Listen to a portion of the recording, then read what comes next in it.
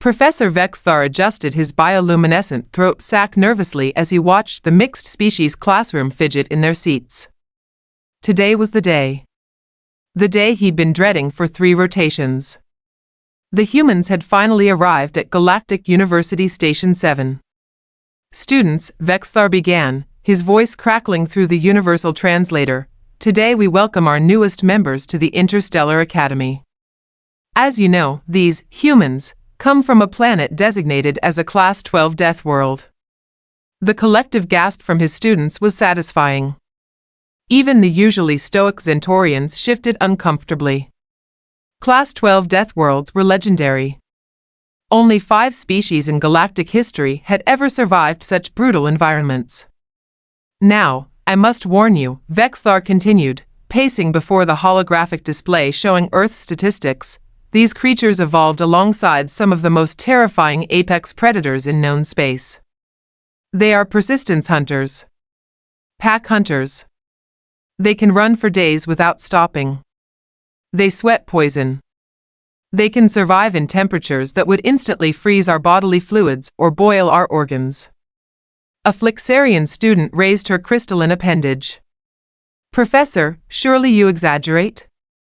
Vexthar's mandibles clicked with dark amusement. "Oh, young Kirillin, if only I were. These humans defeated every single apex predator on their world. Every single one. They turned the most dangerous creatures into companions. They made weapons that could kill from impossible distances. They conquered their own planet so thoroughly that they had to invent new ways to challenge themselves." The door chimed softly, and Vexthar's 3 hearts nearly stopped beating simultaneously, and walked 3 humans. The first was tall with dark skin and an easy smile that somehow made Vexthar think of a Nexarian death hunter right before it struck. The second was shorter, with pale skin and bright red hair that defied several known laws of biology. The third was medium-sized with brown hair and the most terrifying thing Vexthar had ever seen, completely relaxed posture. "Good morning, class," the tall one said cheerfully. "I'm Marcus Williams. This is Ruby Martinez, and that's Jake Thompson. We're excited to be here." Excited. They were excited. Vexthar felt his bioluminescent patches flicker erratically. "Please," Vexthar managed, gesturing to 3 specially reinforced seats, "make yourselves comfortable. We were just discussing apex predators." Ruby's green eyes lit up. "Oh, cool. What kind?" Before Vexthar could respond, the emergency containment field activated. The entire classroom was bathed in red warning light as reinforced blast shields slammed down over the windows. A deep, rumbling roar echoed through the chamber, making every non-human student freeze in primal terror. "Ah," Vexthar said weakly, "it seems our demonstration has arrived early." The transport chamber doors hissed open, revealing the galaxy's most feared creature. A Xerian battle beast stood 12 feet tall, covered in razor-sharp scales that gleamed like liquid metal. Its 6 eyes burned like miniature suns, and its mouth opened to reveal rows of teeth designed to shear through titanium steel alloys. Muscles rippled beneath its armored hide as it took a single, earth-shaking step into the classroom. The battle beast's roar could literally kill smaller species through sonic trauma alone. It was a creature of pure nightmare, evolved on a world where gravity was 3 times galactic standard and every day was a fight for survival. Every student in the classroom pressed themselves against the back walls. Some were weeping. Others had fainted. One brave Zentorian was quietly updating his will on his personal datapad. The battle beast's terrible gaze swept across the room, and then it focused on the humans. Vexthar held his breath. This was it. This was how the human experiment ended. In 3 seconds, these Death World monsters would show their true nature. They would probably tear the battle beast apart with their bare hands, confirming every terrifying story in the galactic databases. Instead, Jake Thompson actually yawned. Then he looked at the 12-foot-tall engine of destruction and said, in the most casual tone imaginable, "Oh, hey there, buddy. Back home, we call that a kitten." Ruby nodded enthusiastically. Totally. It's like a really big version of my cat, Mr. Whiskers. Same basic body plan, just scaled up. And those eyes? Super cute. Marcus was already pulling out his personal communicator. Mind if I take a picture? My little sister loves big cats. The battle beast, perhaps for the first time in its genetically engineered existence, looked confused. Vexthar's mandibles hung open. Kitten, he whispered. Well, maybe more like a big dog, Jake mused thoughtfully, completely ignoring the fact that the creature could bite him in half. Golden retriever energy, you know? Look at that tail motion. Classic friendly approach. The battle beast's tail was indeed swishing, though Vexthar had always interpreted that as a prelude to devastating attack. Ruby stood up and walked toward the containment field. Can this thing be turned off? I want to pet him. Pet him? Vexthar shrieked, his voice reaching frequencies that shattered two light fixtures. That is a Xerian battle beast. It has killed 17 trained warriors in ritual combat. Jake shrugged. Yeah, but look at those ears. They're definitely built for scratching. I bet he's a good boy, aren't you, big guy? And then something happened that would be talked about in xenobiology classes for the next 1,000 years. The Xerian battle beast sat down, its massive tail began wagging harder, creating small sonic booms with each movement, and it made a Zone D-level buildings. Part D that could only be described as purring, if purring cow. Professor Vexthar's bioluminescent patches were now flashing in patterns that roughly translated to imminent system failure in his native language. The Xerian battle beast, a creature specifically engineered to be the galaxy's ultimate killing machine, was currently making sounds that reminded him disturbingly of his nephew's pet grub. This is impossible, Vexthar muttered, watching the 12-foot terror gently lower its massive head toward the containment field. The psychological conditioning alone should prevent any non-aggressive behavior. Ruby was pressed against the energy barrier, making what humans apparently called kissy noises at a weapon of mass destruction. Who's a good boy? Who's the goodest boy in the whole galaxy? The battle beast's purring intensified, causing several ceiling tiles to fall. Professor, whispered Kira Lin, the Flixarian student, are they trying to domesticate it?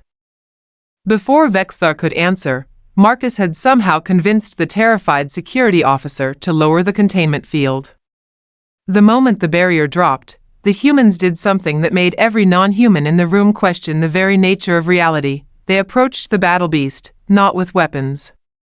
Not with caution. Jake was making that ridiculous clucking sound humans used to call small animals. Ruby had her hand extended like she was approaching a nervous pet. Marcus was actually cooing. Easy there, big guy, Jake said softly, nobody's gonna hurt you. Hurt him? Vexthar's voice cracked across 3 octaves. It's a genetically modified super predator designed to kill entire military units. Ruby looked back at him with genuine confusion. But look at his body language, Professor. He's scared and defensive. Probably been mistreated. Haven't you, sweetie? The battle beast, apparently deciding that these strange creatures posed no threat, cautiously sniffed Jake's extended hand. Its massive nostrils flared, processing the human scent. Then, in a move that would haunt Vexthar's nightmares for years, it gently licked Jake's palm with a tongue the size of a dining table. Good boy. Jake laughed, and began scratching behind one of the creature's ear-like sensory organs. You're just a big softy, aren't you? The purring became so intense that the Academy's structural integrity sensors began issuing warnings. This is not how apex predators behave. Vexthar protested weakly. This violates everything we know about interspecies dynamics. Marcus was now taking selfies with the battle beast, which had somehow learned to tilt its head at an angle that could only be described as photogenic. Professor, with respect, I think your information might be a little off. Off. Off. Vexthar's mandibles were clicking so rapidly they sounded like a broken percussion instrument. That creature has acid for blood. It can survive in the vacuum of space. Its bite force could crack a moon. Ruby was now sitting cross-legged next to the battle beast, which had laid down and rolled partially onto its side. She was scratching its armored belly, and the creature's rear leg was doing something that looked suspiciously like the universal happy pet response. "Yeah," she said casually, "our dog Rex used to do the same thing. Rottweiler pit bull mix. Sweetest baby you ever saw. Your domestic animals were more dangerous than this?" Vexthar felt his world collapsing. Jake nodded cheerfully. "Oh, definitely. Rex once chased off a black bear. And don't get me started on cats. Have you seen what a house cat does to local bird populations? Absolute killing machines. We just love them anyway." But the conditioning," Vexthar stammered. "What conditioning?" Marcus asked, while the battle beast had somehow maneuvered its massive head into his lap for optimal scratching access. "This guy's just been lonely. Haven't you, buddy?" The battle beast made a sound that was part purr, part whimper, and entirely heartbreaking. Ruby stood up and faced the class. "Who wants to come meet him? He's super friendly once he knows you're not a threat." The collective "no" from 30 different species was so loud it registered on seismic equipment 3 levels down, but then something extraordinary happened. Kirillin, the young Flexarian, took a tentative step forward. Is it really safe?" "Course it is," Jake said, maintaining his gentle scratching rhythm. "Animals are pretty good judges of character. If he thought you meant harm, he'd let you know. But look at him. Classic submissive posture. He wants to be friends." Slowly, carefully, Kirillin approached. Her crystalline form was trembling, but she extended one delicate appendage toward the battle beast. The creature sniffed gently, then gave her the same careful lick it had given Jake. "Oh," she gasped, "he's warm. And his scales are actually quite smooth. Right?" Ruby grinned. "Probably evolved for streamlined movement. Very efficient design." Within minutes, half the class had overcome their terror and were taking turns meeting the galaxy's most feared creature. The battle beast was practically glowing with happiness, managing to somehow provide attention to multiple students while maintaining what could only be called a dopey grin. Vexthar watched in stunned silence as his carefully planned lesson on the dangers of apex predators turned into an impromptu petting zoo. "Professor," Marcus said, approaching with the battle beast's massive head still somehow balanced in his arms, "I think there might be a fundamental misunderstanding about how dangerous species interact." "Misunderstanding?" Vexthar whispered. "Yeah. See, back on Earth, we learned something pretty important. The most dangerous creatures usually aren't dangerous because they want to be. They're dangerous because they have to be. Take away the threat, show them kindness, and most of them just want the same thing every living creature wants. Which is..." Jake looked up from where he was now sitting, completely surrounded by 12 feet of contentedly purring death machine. "To be loved, Professor. Just to be loved." As if to emphasize the point, the battle beast gave Vexthar a hopeful look and gently wagged its tail. Despite everything, despite his terror and confusion and the complete collapse of his understanding of the universe, Vexthar found himself stepping forward. After all, those really were very scratchable-looking ears.